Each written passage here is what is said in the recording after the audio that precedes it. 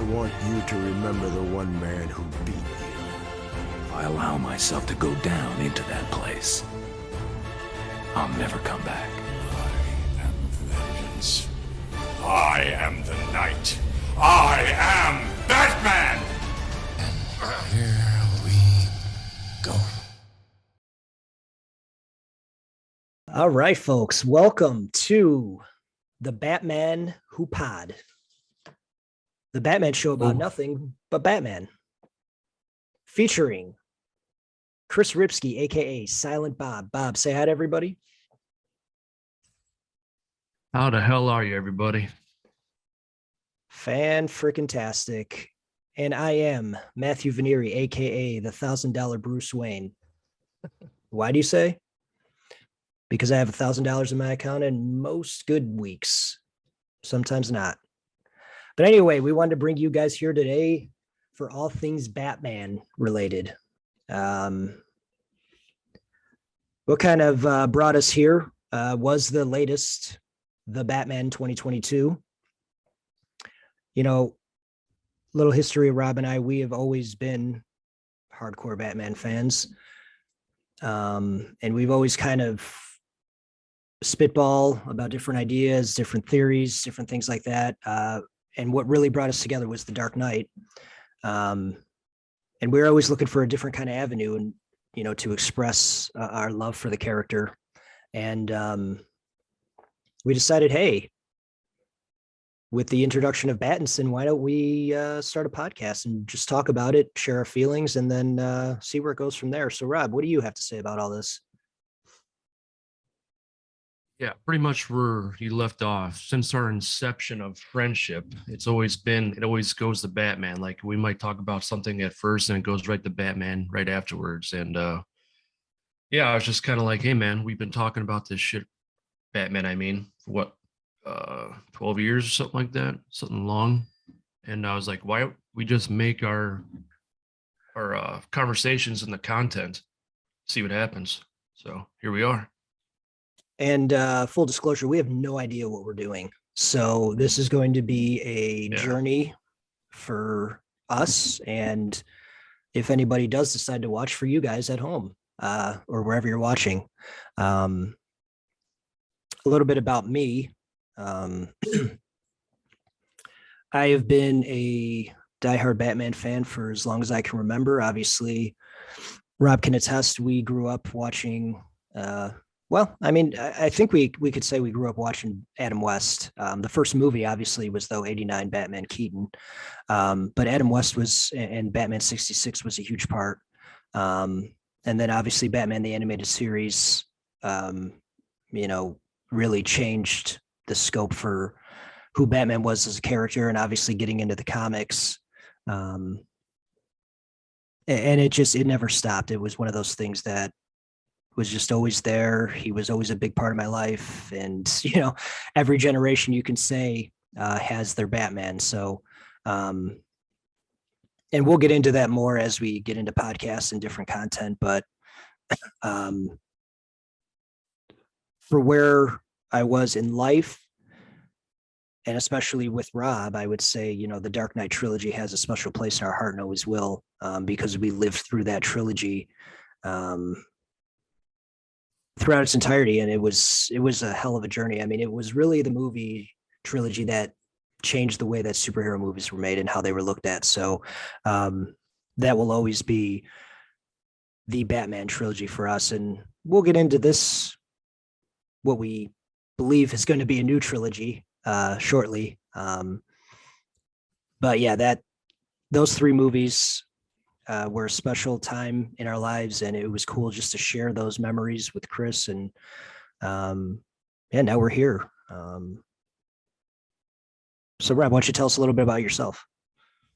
Yeah, just piggyback on what you just said, that trilogy, man. Like, you got to think about that. That first movie came out in 2005, and we were like in the iffy zone of superhero movies at the time. You know, like that Superman movie came out that same year and it tanked. So you didn't really know what was going to happen around that time. It was just kind of like an experiment. So I kind of went into that first movie, you know, I was 16 at the time. So I was like, oh, it's a new Batman movie, whatever. But just that trilogy changed cinema. It changed the way Marvel makes movies. You know, Marvel's not so goofy. They kind of take it into like a more serious approach.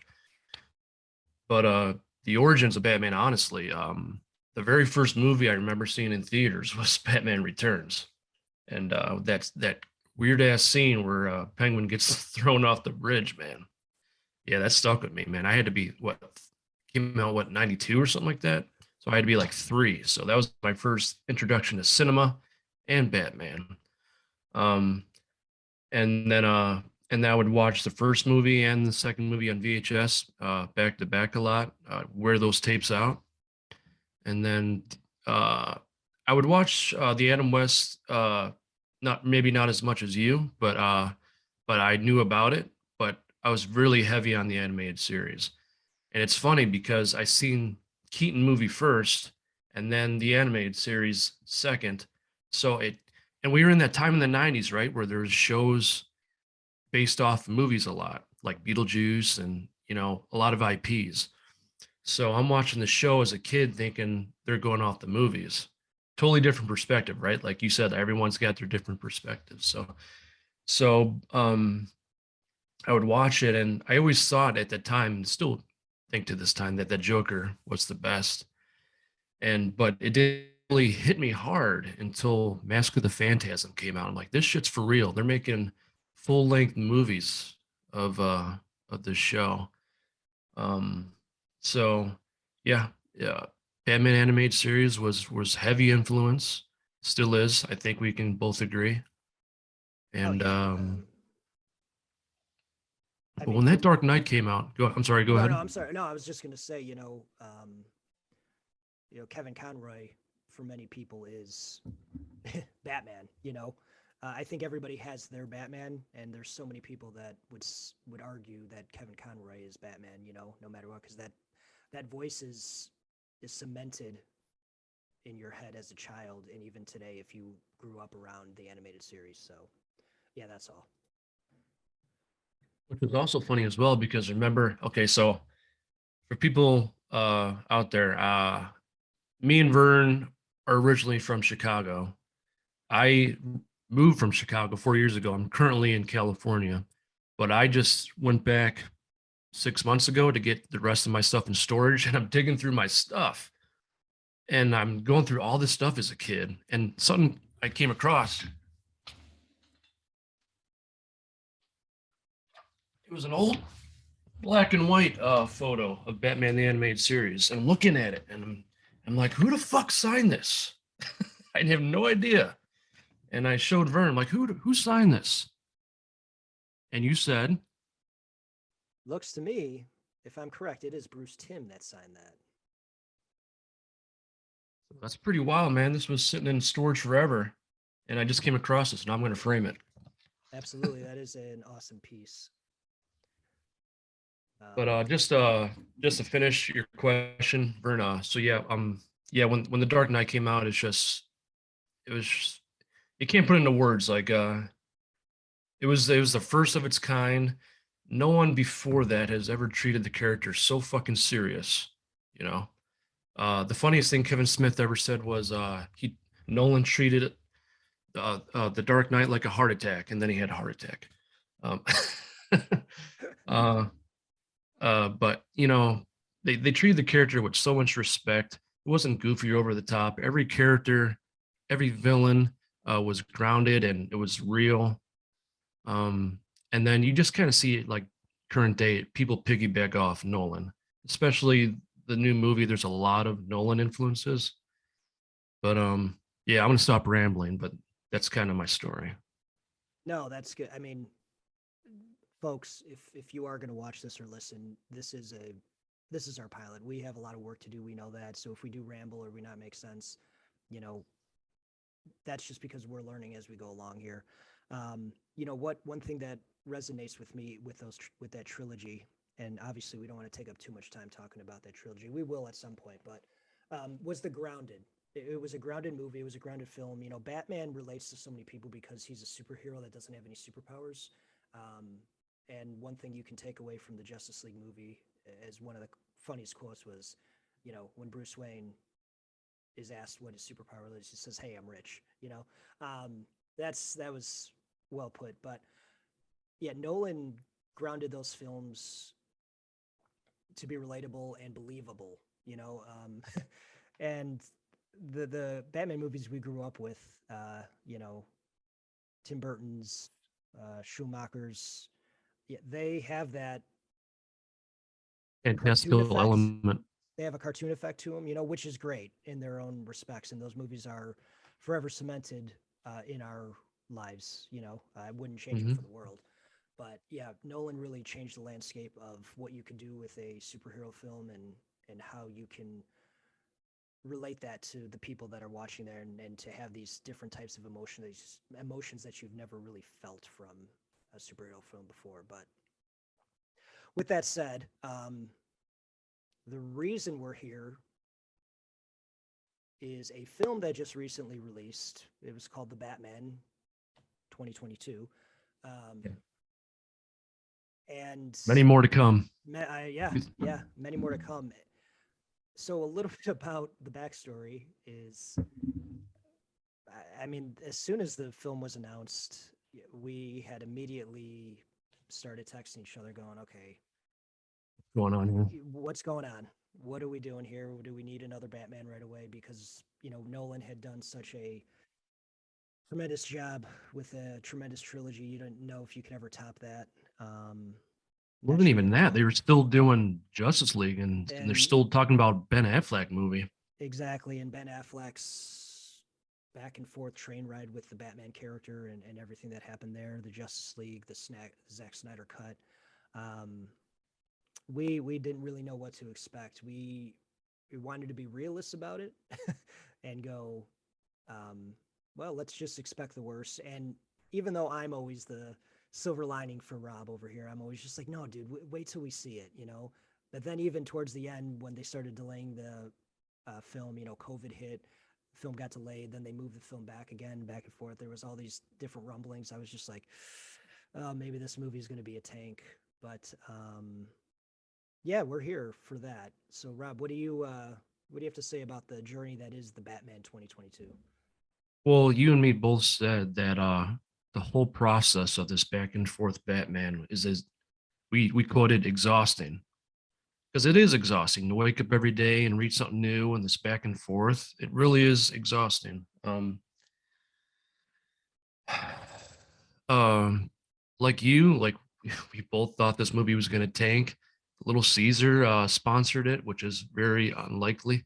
Um, Through all and the then sponsorships we had as a grown up, you know, Little Caesars gets the latest one. I don't know. yeah, and then as a test to this weekend, as of April 2nd, the delays, you can tell that Morbius is going to tank. The reviews are horrid, so it's not. It is true that with movies being delayed so much that the studio doesn't really believe in it and keeps putting it off. But in this case, I was surprised. Was I the biggest fan in the world for this movie? No. Did I like it? Yeah. I'm on board and I'm ready for what's to come. Well, all right. Speaking of that, let's back up a little bit. So we reaction to the reboot news. Obviously, that's Yeah. what we initially just talked about. It was interesting. We, you know, being the Nolan fanboys that we were for a trilogy that, like we continue to say, just changed the landscape of superhero movies. Um, the casting came out of who was playing Batman. Yeah. And what was your initial thoughts there, Chris? Could you have picked anybody worse? In all honest to God, like all due Yeah. respect Yeah. to Robert and all, but Jesus, man, Batman is supposed to be a tough, manly, grizzled guy, and you picked a little weak dildo, you know. So no, and I think everyone can really test that. You know, it's and he refused to work out for the role, which really pissed me off. You know, it's like if you're gonna be the man, try and look to be the man. Uh, well, they can get away with it in this movie because he's starting out, and you know, I guess he doesn't know what a dumbbell is. I'm kidding, but yeah, you know, uh, the first initial reaction is, "Oh God, please, why? Why have you done this? Why have you forsaken me, Lord?" How about you? Yeah, I mean, it definitely was. Yeah, I think most of everybody just thought, okay, so you're going to have Edward Cullen from Twilight be Batman now. You know, an unfortunate thing for most actors is if they get, you know, kind of cornered into a role that is is defining to a lot of people based on the fan base. It kind of pictures them in that role for their career, and it's their job to try to get them out of that. Now, I will tell you this: when I did get the initial casting thoughts and news, I was just like, okay, yeah, this is not who I pictured as Batman. Yeah. And mostly not because of Batman itself, but because I, I see him and I don't see Bruce Wayne, and that was always something that was prevalent throughout the movies prior. Was a very Mm. big Bruce Wayne presence. Um, I mean, despite whatever you think about Ben Affleck, I mean, he was a great Bruce Wayne. You know, obviously Bale was an awesome Bruce Wayne. Keaton, I mean, those guys, they all had a great presence as Bruce Wayne, and I just couldn't see that with Robert Pattinson. And lo and behold, you know, after seeing the movie, very rarely do you see Bruce Wayne, which is something different that we never had. But we don't want to get too far into that.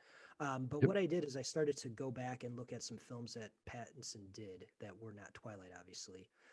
Um, and the most recent one I think that he did a really good job in was Tenet, actually, which is a Nolan film. Yeah. He You hear about is that too? How he kind of didn't tell Nolan. no, You hear that story? I did not. He was on set filming, and he went to go to his tryout for the Batman. And he didn't even tell him. So it's pretty That's crazy. pretty wild. Yeah. Um, but after watching that movie, and there was Lighthouse is another movie that he did with William Defoe, who should be the Joker in some movie at some point. But you know, we might. I don't think we'll ever get that. But I mean, it's always fun to dream. Um, and yeah, he has the ability to really play any character that he's given. There's a movie that he did on Netflix too with Tom Holland. Oh, that Devil movie. Yeah, The Devil is Always Evil or something like that. I can't. Yeah. The name is slipping me right now. I apologize, but yeah, that movie. He's another one where he's just a completely different person in that movie, and he does a really good job of it. But um, so yeah, Pennywise after is Spider-Man's dad. what's that? Pennywise is Spider-Man's dad. Yes, exactly. Yes. Yeah, it's crazy. Well, there's another guy that could play the Joker, but we'll get into that Yeah. later on too. Um, so yeah, after the first casting news, you know, it was a little rough, but after watching him in several different films, I was starting to say, okay, uh, we'll give him a chance here. I think that's he's earned that respect to at least get a chance. He's not just Edward Cullen. So, but okay. So fast forward 2022 release date, movie's out. Matt sees it. Rob's like, oh, I'm gonna go see it Saturday. Yeah, as the weeks approached, I was just like Spider-Man, that Spider-Man 2 scene where he's holding the train back. I was like, "Ah, I don't know, man. Like I'm starting to wonder about this. That Little Caesars thing really did it for me. I'm like, if they're gonna sponsor this movie, I don't have good intentions, man. So, but yeah, I almost didn't even go. My buddy kind of asked me. I said, I guess I'll go. I'll check it out. But you kind of have to, man. It's fucking Batman. Exactly. You have to see it just to use your judgment afterwards, and that's what I did. And I think that's in the end, no matter what our initial thoughts were, our fears, our hopes and dreams, it was a Batman film, so you can't miss it, and especially in the movie theater. And that I think is this was a great film for the movie theater. Um, Mhm. so I'll go ahead and give my thoughts because I saw it on opening night. You thought 17 times already, right? At three or four, and then Okay. I mean it's coming to HBO Max soon, so who knows? That's How crazy true, it yeah. is. Well, actually, let's back up a minute. When they announced that 45 days after theater release, that's another thing that scared us when Yeah. that news Yeah. broke because we were like, oh man, they're not even. Um, they're not even going to keep it in the theaters for a while. But thinking about it, just the way that the world is moving today, it just makes sense. But all right, let's get to initial thoughts from Matt here. I loved it. Was the movie perfect? By no means. But this was the most Batman movie we've ever had. This was arguably the best Gotham we've ever had on screen. Mm. I felt that when Pattinson was in that suit, he was Batman. He had this presence about him. My feelings on Bruce Wayne are still mixed, but I also do like what they did with Bruce Wayne. I thought that they made him very introvert because he only feels comfortable in the suit at this point because it's year 2 in his career. And I thought that resonated well with who Pattinson was portraying as Bruce Wayne at this point. He's very weird. And I respect it. I think it's a good turning point because it really hasn't been done yet in a Batman film. The sequences of where he's, kicking some booty are just fantastic. There's, some nods to Arkham. There's nods to Arkham there, where he grabs the pipes and starts beating the guys with the pipe. I mean, that's great. And more importantly, just all the nods to all the different types of film. Seven is heavily present in this film. It's shot just like a David Fincher film, who is epic. Like you said, Rob, there's nods to Nolan and The Dark Knight. And just the overall tone and the grittiness of it. It feels dark. It feels dirty. It feels, gloomy as a Batman film should. And Dark Knight did a really good job of this, but this, I think accelerates that darkness of Gotham, with even that opening scene and him walking out with almost like a Darth Vader-like presence in the beginning. That scene was awesome. Yeah. I mean, and the way that the music just coincides with it. I mean, the theme was great. Even that opening trailer. I mean, I loved it. And I think I loved it even more was because of our initial discussions weeks before. We were just like, oh man, I don't want it to fail, but I don't see this really doing well. And again, it's not perfect, but it is shot really well. It's a fun ride. And for 3 hours, to me, it really didn't feel like that. So, Rob, what do you think? This is a couple days after you hear Vern's reactions. Vern, per usual, is fanboying, just like he was for Batman vs. Superman for you. Batman vs. Superman, best movie ever. Hey. Why'd you say that? We had the same fucking mother's name. So what do you think? So yeah, that's pretty crazy. Yeah, so I enjoyed the movie. I just want to kind of go back to what I told you. The first thing I told you when I came out of the theater was I enjoyed and I appreciated that the intro was literally like a graphic novel. It was like I was literally reading a page out of The Long Halloween. I don't think there's ever been a Batman movie before that it's dialogue over an opening scene like that. Oh, you got it too? Yeah. I can't see it because of big picture here. But Absolute Long Halloween. Same one? Yep. It's a very, very, heavily inspired from this movie, and that was great. I mean, I don't mean to interrupt, but I know you're going to probably say it, but the whole Rorschach, I call it the Rorschach scene where he's journaling just like Rorschach used to. That's straight out of those pages, but go ahead.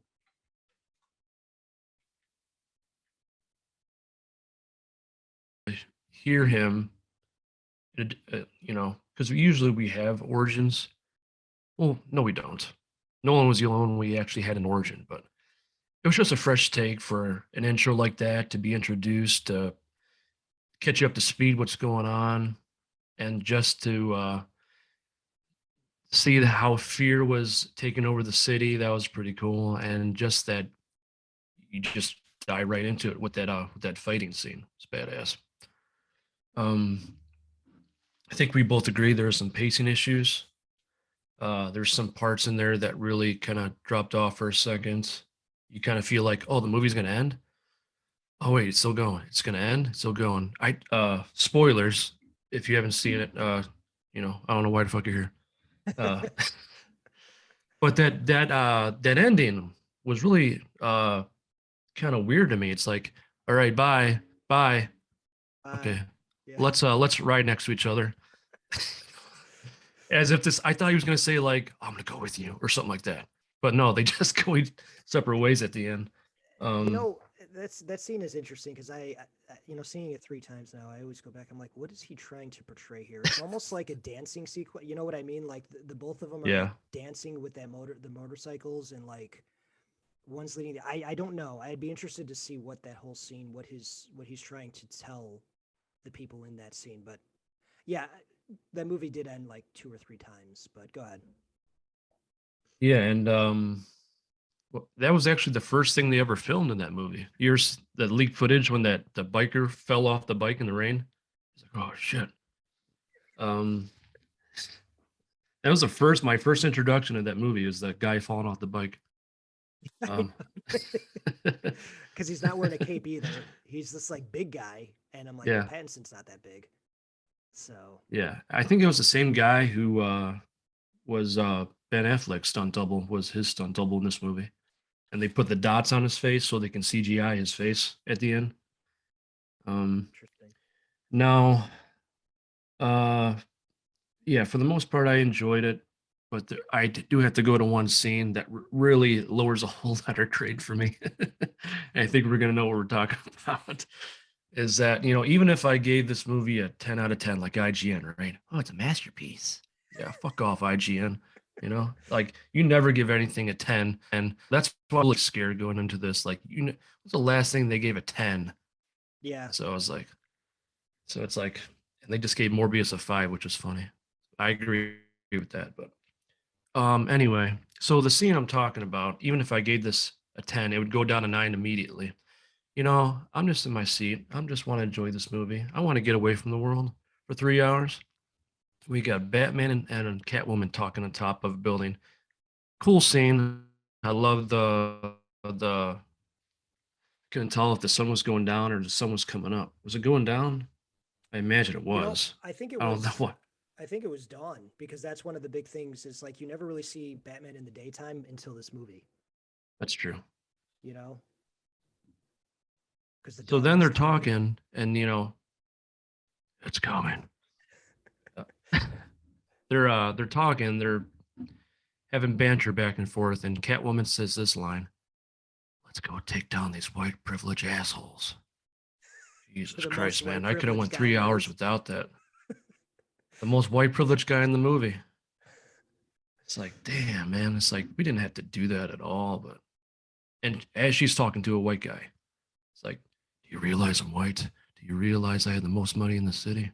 But she doesn't know that. But with that scene aside, Colin Farrell, unrecognizable. Yeah, insane. Uh, I think the scenes with the Riddler without the mask kind of. I think he should have left the mask on because he started getting kind of goofy without the mask. I sent you the video. There's a video on YouTube of somebody made a 30-hour loop of him in his jail cell. Ah, ah. There's been some great videos and memes that have been made with And just him singing different music. oh really? Yeah, yeah. The internet is funny for some great things. um uh, but oh yeah, back to the Bruce point. I still feel it wasn't a good Bruce. Because as Bruce Wayne, you're supposed to show the public you're a different figure. But when he was Bruce in here, he was still acting like Batman. His stance was the same, his look was the same. I can imagine someone in that church was people watching, looking at him, going, "What the fuck's his problem?" Or he's at the same stance as Batman, doesn't he? It's like you gotta play it off like you're somebody else as Bruce, in my opinion. Um, and he just acts the same outside the suit as he were in the suit. Well, I get it. I think that's the point. I think he's trying to figure that out. I don't think he knows anything else but Batman at this point, which is great Okay. to me. That's my take on it. Is just he doesn't know how to be anybody else. That's why he doesn't want to go out. That's like when Alfred has got like I think some of the high level execs from Wayne offices coming.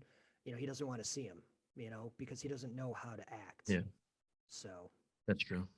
It reminds me of Batman Begins when he's having his birthday celebration. I don't want to celebrate with these people. exactly. Except he did. Yeah, yeah. And then he burned down his own And then he house. burned down his house. Yeah. Happy birthday, Bruce. You haven't lost faith in me, have you? Yes. But One of the look, greatest lines ever in a Batman. yeah, we both love that. If I can make that a text tone, I would. But wrapping up, um, I I enjoyed it. I like what they have to offer. I think I've already said that. It's different, it's new, and yeah, it left me wanting to see what's going to happen next. These characters are still in development, as you can see. This is a movie where nobody died. All the earlier Batman movies, people would just die and they'd be taken off the board completely. We got Riddler in jail now, so something's going to happen. Catwoman is still needs to develop some kind of outfit. And Penguin, as you can tell, the wheels are rolling in his head from that shot where it's turning around. So like he's in development and he's thinking of plans. Got plans. Plans. All right. Here's something that we didn't have, but I want to talk to you about. Battinson's suit. What are Yeah. your first thoughts on that? First thought. I thought it was unique. Are we talking about like when I first seen it, like promotion wise? Just either or, and in the movie, how he used it, how he looked, how he fought in it. Yeah, well, the big thing is when they showed that suit, the big thing was they say that his bat symbol was the gun used to kill his parents, which they haven't established that yet. Maybe they will, but we don't even know if that's real. But that would be a really cool premise, just to have a emblem on your chest to remind yourself every night why I do what I do. That'd be badass. The cowl, I wasn't a big fan of the cowl. I think I contested this. I know you didn't like this, but I just feel like it was straight Daredevil when I first seen it. And the red background did not help. It looked like a Daredevil promotional shot. And then I'm taking it that they really went with a heavy Adam West route, I would assume, because it looks very Adam West cowl-like. It's like leather, right? It's not even made out of any kind of hard material. So if you get punched in the face, I don't know how he takes it. Well, there were a couple of things in this movie where we don't know, like when he's jumping off the building for the first time without like having the cape as a glide cape. Oh he yeah. just Eat knocks shit. himself out like on the viaduct there or the bridge. Like, oh man, he just gets up. It's like, all right, I'm cool. So he's got to have something in there. We don't know what, but He I'm should have sure died right there. definitely could have had some bleeding. Kind of like Spider-Man 2. brain. My back.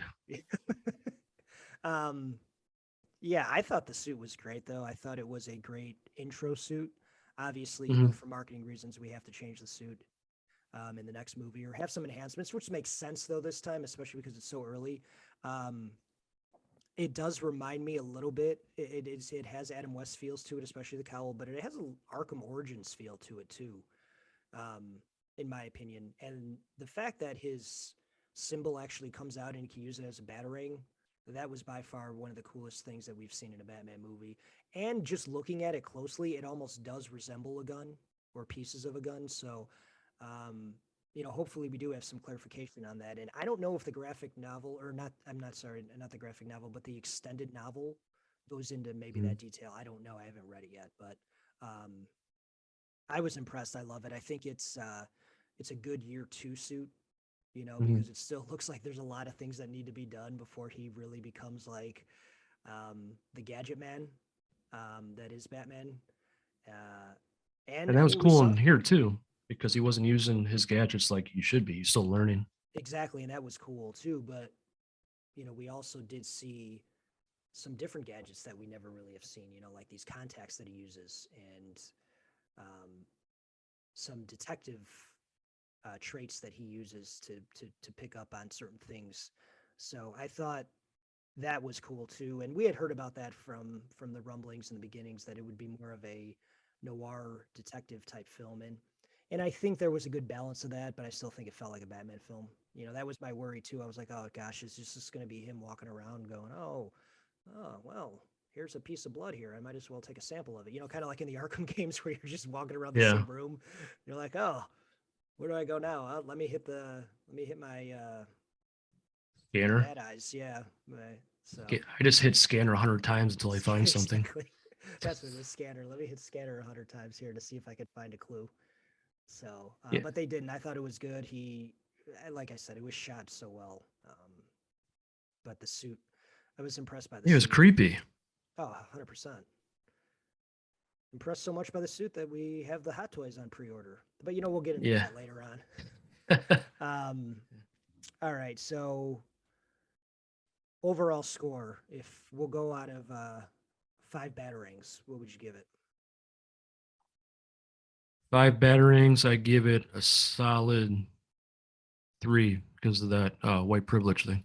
Yeah, okay, that's fair. It would be a 4, but I'm gonna have to go 3.5. Pacing, Hollywood today with some political movements inside there. I just when we grew up, like you said, it was just a way to escape and get rid of all the crap and nonsense that's going on in the world, to just be taken into another world for 3 hours. But so many great things to Crazy. love. 3 hours. Yeah. You ever think we would have a 3-hour Batman movie? Holy shit. No, I'm good for 4 though if they want to continue to do that. Right. But yeah, there's a lot of things to love, and props to Matt Reeves. I know that you really really like the Planet of the Apes movies, so I think he did a really good job with Batman. And I think he's excited. You could tell he's excited to work with him, and we're excited to see what the future holds. And speaking of sequels, I think we can assume there's going to be at least one more, huh?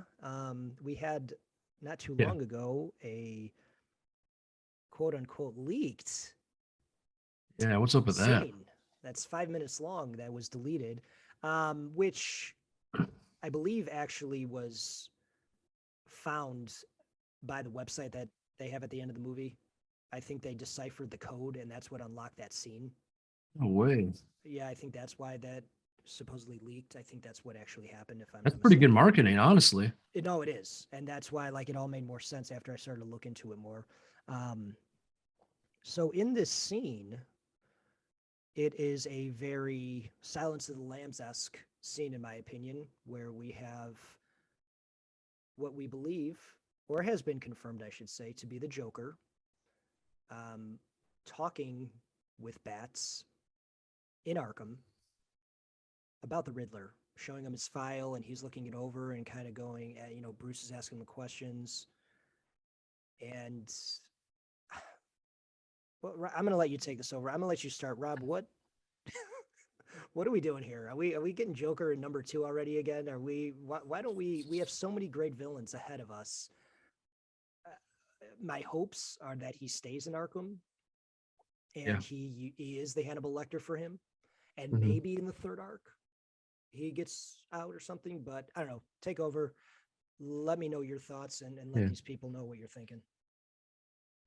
I just think we need to relax on the Joker for once. It's like, how many Jokers? Like, think about it. When we grew up, there was like 1 or 2. Now there's like 5 a week. It's so crazy. Yeah, very Silence of the Lambs-esque. And I kind of think they took it out of the movie, because if we're already leaning heavy on 7, let's not go with another movie influence, Silence of the Lambs, because you're going to be like juggling movie influences all in one movie, and that movie didn't need Joker, and I don't think it needs him for a couple more, because there's so many characters we haven't touched, so many characters that need some lights. Um, I really wanted them to go in an approach where like there was little whispers or little uh, nods to him throughout this movie or the next movie, not show him, because I'm a Walking Dead fan. I know nobody is anymore, but but when they first introduced Negan, they did it so cool and so smart, because there was a bunch of turns where somebody would act as him, or someone would talk as him, or you would hear stories about him. There was a big lead up to him until you eventually saw him. And I wish they would have went this approach, but no, it was just there he is. You know, uh, I think what they want to do is, since I think we both agree that the plan for The Dark Knight Rises was if Heath Ledger was still alive, that he was supposed to be in this exact role. Batman was supposed to go to him for advice for Bane, I believe. That's just rumors, right? Nothing's said for sure, but that was the plan. So I kind of think they took that idea and they put it into this, and they're just using that idea. Um, if you look at the pictures again, it's kind of very Nolan-esque. You look at the glass and you just see the blurred image of him, kind of like the first promotional shots of Heath with the blurred glass. And the scene itself was cool for what it was. Uh, it's got that very creepy. Oh, we already established very creepy. I'm interested to see what his origins were. I think they're going to go in the pull of acid role, since he's all fucked up looking. And they say it's 1 year anniversary, so they met before, which is interesting. So we'll see, we'll see where that goes. But I really believe, like you said, we should just use them in little minor parts, sprinkle them throughout, ask them for advice in future movies. But my thing is, and we talked about this before. So if this scene is leaked and it's not canon, how are they going to go about in the next movie? Are they going to make a scene where they're meeting for the first time, or how's that even going to work? What do you think? I wouldn't say it's not canon. I think I think it is very canon. It's just one of those things that you have to assume as the audience that there's other things happening than what you're seeing, because you're not following Batman for what is it, a week straight, it's not possible. So I mean, we would love to see a movie Yeah. where it's just a continuous live stream of Batman for 7 days at least, but no, I think we should take this as canon. I think that we should insert this where we think it would have been necessary. And I think it does have its place. I think it's, I don't know if Matt is going to do an extended cut and wrap this in there somehow. I don't really think that's going to be the case. I think it'll be like part of the special features, like so you can just always watch it whenever you want. Not that you can on YouTube, but I think this is a Joker that we need to have in Arkham all the time, because in previous Batman films, in my opinion, we don't visit Arkham enough or at all. Yeah. And Yeah. for him to be able to consistently go back there and maybe see some of the other rogues gallery as he's walking through, kind of like you do in Arkham in the games, like, and hey, Bats, I'm going to kill you when I get out of here. Like seeing that stuff is going to be really great, I think, if they do Yeah. it well. And it also ties Joker into the story, because the Joker could really still be the puppet master for all of these characters from Arkham, like he has been in the past. And I think if Matt Reeves is able to pull that off, I think that will be a better outcome for these films than having the Joker just be the second villain right away, like The Dark Knight. Because that's, if you put the Joker in the second movie as the main villain, then you're just, I don't think You're asking for it. Yeah, exactly. And I think from what we saw in that scene, I don't think he's even the Joker yet. I think he's got some sort of disease that, he obviously is screwed up from. Very Lee Bermejo from the Joker, which you have the book in your hands right there. His look is almost identical to that depiction, which is great. I think there's a lot of art and style from Lee represented in this movie. I think even the bat suit is very Batman Noel too, in a way.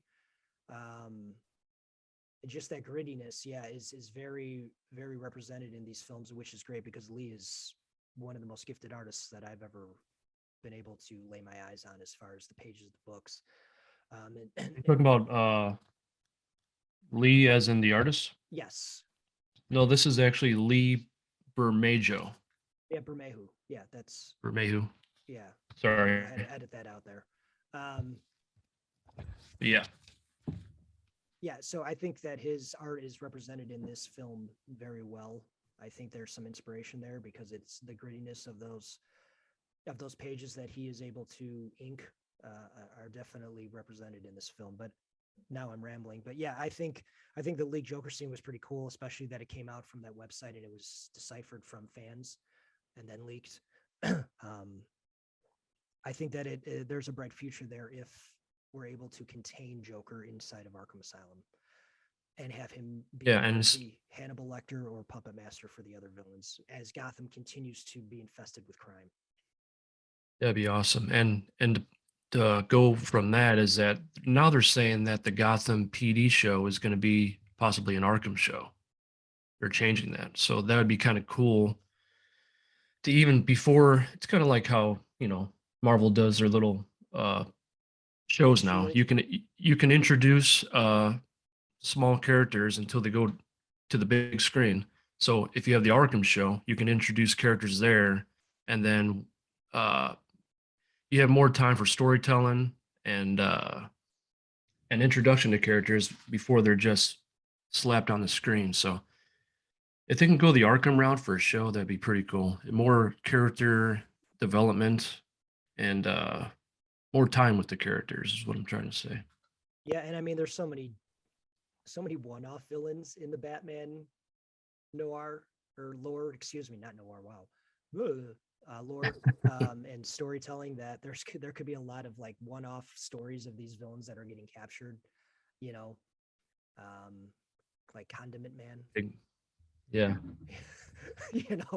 Like having him represented in a show would be rather comical, but it might work out really well, but you could never do it in a movie.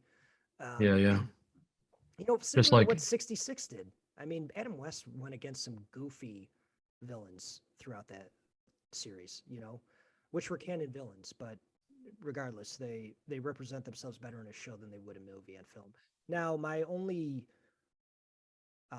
worry is if you do a Gotham PD that's heavily involved in Arkham, that means that we might not have representation in the movie because it's so represented in the movie or in the show, excuse me. Good That point. would be my only fear. But I think if we, like we said, if he follows the guidelines where Joker is going to be his help, like Hannibal Lecter and get really inside the psyche of these villains, I think we'll have enough of it in the films. And it would be cool if maybe, Joker helped a couple other guys escape and then he comes into Arkham and lock him back up. I mean, very similar. Again, I'm going to go back to the games because, the Arkham games are so gritty and dark and grounded. And I think this movie kind of represents the Arkham games very well. But, when the Joker is, being ushered into Arkham in the beginning scene, like not necessarily Joker, but another villain getting ushered in and seeing all the prison mates and other villains, just heckling Batman, I think would be awesome. Yeah, that'd be pretty sweet. And I think you mentioned that it'd be cool if for a future movie, if the whole movie was just in Arkham, just like the game. Yeah. I mean, because if you represent it as this giant prison, on the island, I mean, you could have him doing all sorts of things, just like the game, so. But yeah, well, that kind of wraps up, our initial agenda for episode 1, which was, the why we're here, and obviously getting our thoughts and remarks, with the Batman 2022, and obviously the leaked Joker scene. So right now we're just going to go into the closing remarks here and kind of try to wrap it up for you guys. This has been a few weeks in the making, scheduling conflicts, life, but we did it. And again, Did it. We're folks, here. We're here. Bear with us. We hope that as we continue to do this, you see us grow, production quality gets a little better. We have, our things, our ducks a little bit more in line. And we hope that the content that we bring you is interesting and keeps you coming back. And if there's things you want to see, let us know, because we would love to deep dive into it. I think something that we would want to do moving forward here is definitely a collection, Batman collection section of the pod, where we go and have a deep dive into some of our collectibles and some things that are on the horizon, because the merch is endless. Yeah, so I had a blast. I think this was a great time. I'm excited to do it again. And Chris, what do you have to say here in the closing remarks? I just got to say, man, I'm for years now. Well, this kind of stemmed from this whole idea came from after I see a movie, I like to go to YouTube and I like to get someone else's thoughts. If you're not around, or if whoever's not around, I just like to get initial thoughts. I like to bounce ideas back and forth. We're both fans of John Flickinger, who's a big influence on us. I like the Angry Joe guys. When I watch those guys, it just reminds you and me and our buddy Anthony or Mike at the restaurant afterwards after we see a movie. It's so real. It's so raw. And so I was really looking forward to just getting together and seeing we can collaborate on something in that same vein. And I think we did.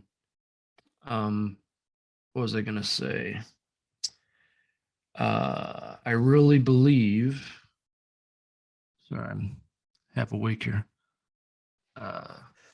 California Central Standard Time. Yeah. Matt's in Chicago right now. I'm in California, so I'm just peeking up here. I